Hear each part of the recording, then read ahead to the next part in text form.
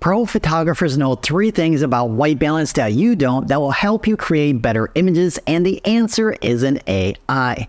Now, if you were like me, when you started your photographic journey, the images you created could have been better, and when you start, there's a steep learning curve, right? So the first step is understanding and mastering ISO, aperture, and shutter speed. Then we had to learn to use light and composition to create an amazing image. If that wasn't enough, we have to learn editing in our digital age. That's a lot of information to take in and master, and it's no surprise that white balance got lost in the process, and choosing the wrong one can have a huge impact on how successful your image is. More on that coming up soon. Now, in a previous video that I'll link to in the description, I walked you through how to use and set your white balance for any image properly. But there's a lot more to it than balancing the colors in your image. For example, if I balance the colors in this image as I and others have taught you, it's wrong, at least for this image, based on the time of day, the lighting condition, and the time of year, fall in this case.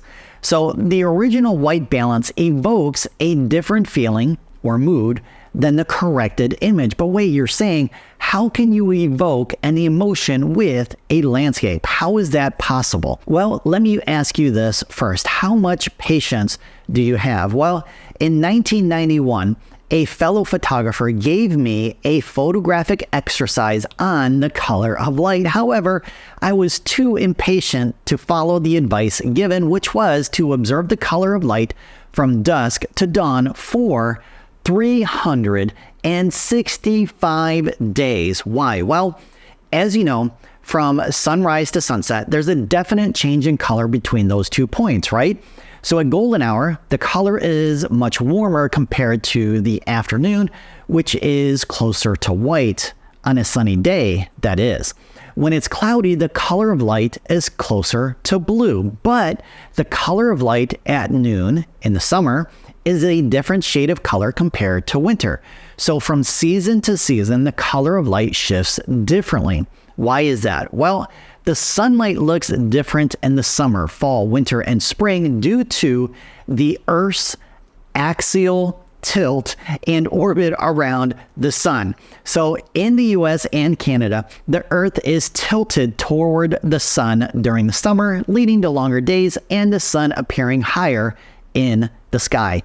So this gives it a warmer and brighter appearance due to more direct sunlight. Now in the winter, the Earth is tilted away from the sun, leading to shorter days, and the sun appears lower in the sky, which results in less direct sunlight and a cooler, softer quality of light. So this is another reason why the pre-made white balance settings are only a starting point, and you'll have to manually adjust during the editing process to get the perfect white balance. But a perfect white balance doesn't mean you have the perfect color for your image, and I'll prove it in a moment. So first, do you know that there are over 30 different rules and techniques for composition, and one of those is emotion. So this is easy to do when you're a romantic photojournalist, which is what I described myself when marketing my wedding photography studio. And as you would expect, throughout the day of a wedding, there's a wide range of emotions you can capture. All of these, when you view them, will take you back to the time you experienced something similar and you felt that moment.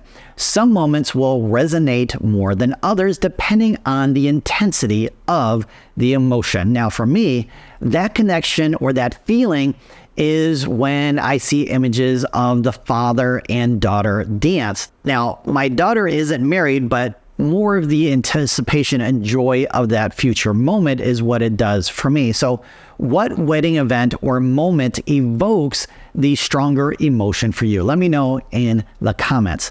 Now, another way to express emotions and feelings is through the use of colors.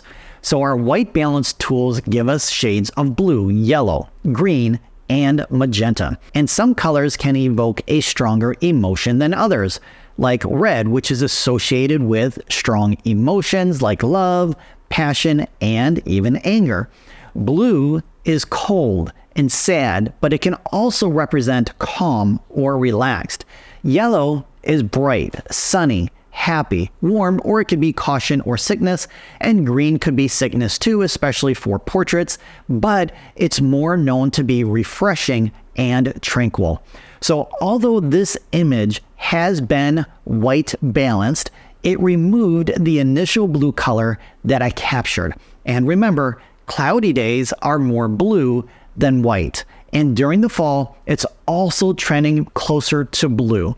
So by removing it, I altered the natural color that I saw at the time of capture. Plus, the blue adds to the story of the image. And at the time that I created this image, it was cold. And that is why we want to keep that blue, because it reflects that coldness.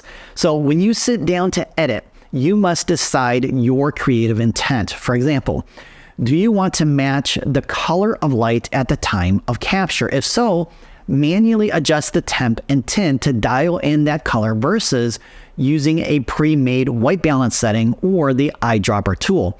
If it's sunny, you'll want the light to be from white to yellow, but not too much yellow if it isn't a sunrise or sunset. Now, for most of my images that I've shot an hour or two before noon and later in the afternoon, I'll set this number between 5200 and 5600. If it's partly cloudy to overcast, you'll increase the amount of blue accordingly. And typically for me, that's around 4600 to 5000. Or if you want to evoke a specific emotion to tell the story better, or if it's a creative project, choose your colors wisely. So choosing the perfect white balance is easy once you know the image's direction or your intent for that image. However, setting the white balance will still be difficult if you haven't mastered the fundamentals of photography, ISO, aperture, and shutter speed, because if your exposure is off, too bright or too dark, you have bigger issues to deal with. You can master all three in 10 minutes by watching this video next.